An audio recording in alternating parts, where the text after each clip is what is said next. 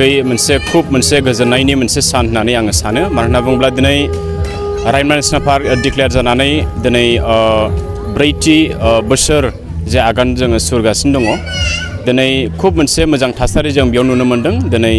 दैमालु नार्जारि बिथांनि जे नाजानायाव रायमना वेस्टार्न रेन्जनि सिङाव थानाय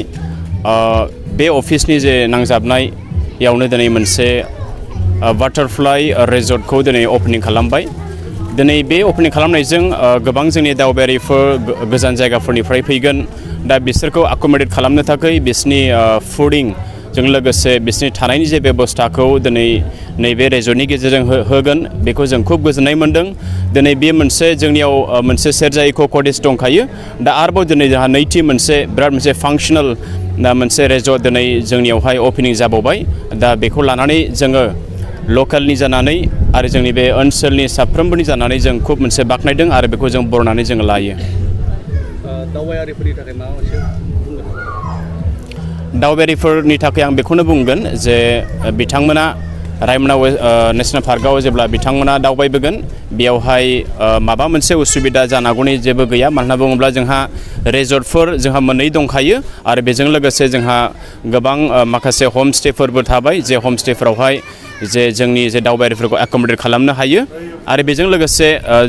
जे जोंनि बे ओनसोलाव पिकनिकार्सफोर फैगोन जे जानायनि थाखायबो बिथांमोना नैबे रिजर्टआव बिसोर अर्डारखौ खालामनो हागोन बेनिखायनो नैबे बाख्नायथाव बे हाबाफारिनि थाखाय आङो खुब गोजोननाय मोनदों दिनै आङो नंगौ दिनै रायमना नेसनेल पार्क एरियायाव आं मोनसे रिजर्ट एन्ड रेस्टुरेन्ट खुलिदों दा बे हिसाबैहाय दिनैहाय माखासे जोंना माखासे कयजन मानसिफोरनि थाखाय सुबिदानि थाखाय आङो बेवहाय मोनसे जानाय लोंनाय बा थानाय सुबिदा हिसाबै आङो गावनि खुद माबा मोनसे सुबिदानि थाखाय आङो मोनसे रिजर्टजों लोगोसे मोनसे रेस्टुरेन्ट टाइप बे हिसाबै आङो बयनिबो थाखाय बा एरिया जाहाथे डेभेलप जालांथों बा आंनि थाखायबो किसुमान बुस्थुफ्रा जाहाथे आंनि नामफ्रा जाहाथे थालांथों बे हिसाबै आं मोनसे रिजर्ट खुलिनाय जादों दा माखासे जोंहा रायजो राजाफ्रा बहुत मोजां मोनदों आंनि सायाव दा मा सुबिदा मोनगोन नोंथांनि रिजर्टआव दा सुबिदाया दिनै खामानिया आंना कमप्लिट जायाखै रानिं जादों दा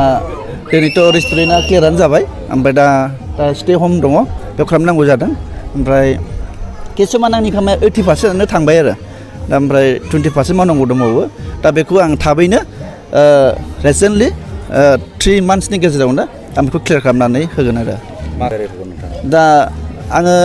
दावबायारिखौ बेखौनो बुंगोन जेनेबा फैनानै जाहाथे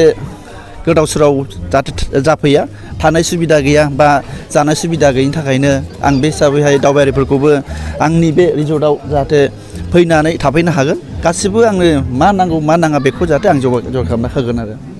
आंनि रिजर्टआ जाहैबाय दा जोंना रायमना नेसनेल पार्क होननाय मोनसे दङ दा ओमफ्राय दिनै लोगोसे खाथियाव फरेस्ट अफिस दं आरो लोगोसे SSB केम्प दं ओमफ्राय लोगोसे जोंनाव बिनि गेजेराव मेन गेट खाथियावनो आरो दा दिनै ओरैहाय थांबाय आरो जुमदुवार दिनै चौधुरि घाटनो बेहाय थांबाय बेयो आरो लोगोसे बे दा वाटार पार्क होननाय मोनसे आरो जागासिनो दंबावो दा जोंनि एरियाहाय खुनु माबा मोनसे प्रब्लेम गैया आरो फैबा दा बे हिसाबै आं बेखौनो थाबैनि थाखाय जगाजग खालामनो माबा सुबिदा जगाजग खालामनो हागोन दा थाबैनि थाखायबो आंनाव गैथ'वाबाबो खिन्थु आङो बेखौबो जगार खालामनानै होनो हानाय केपासिटि दङ दा दिनैहाय बाखिखिनि फैनानै जेबो प्रब्लेम जानाय मोननाय आरो बा जानायबो नङा बिदि आरो जोंनि बे बाटारफ्लाइ रिजर्ट रेस्टुरेन्टआवहाय नोंथांमोना गोबांथार जानाय लोंनायखौ मोननो हागोन मानोना जोङो अनेकथा गोदान भेराइटि जोङो बानायदों बे भेराइटिनि मुंफ्रानो जाहैबाय जेनाखि नोंथांमोना गुबुन जायगायाव मोनजाफेरै बेखौ जोंनाव बेयाव फैनानै अर्डार होनो हागोन बेनो जाहैबाय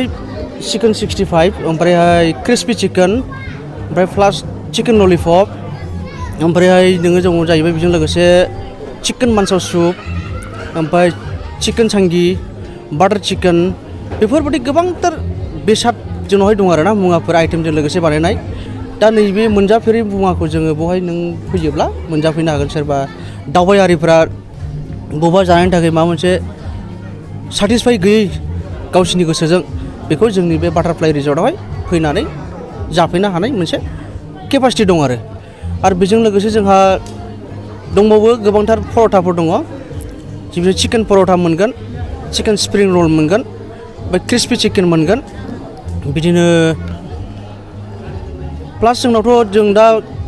गासिबो मुवाफोरखौ जोङो बुंनोबो हाजोबा दा बिनिखायनो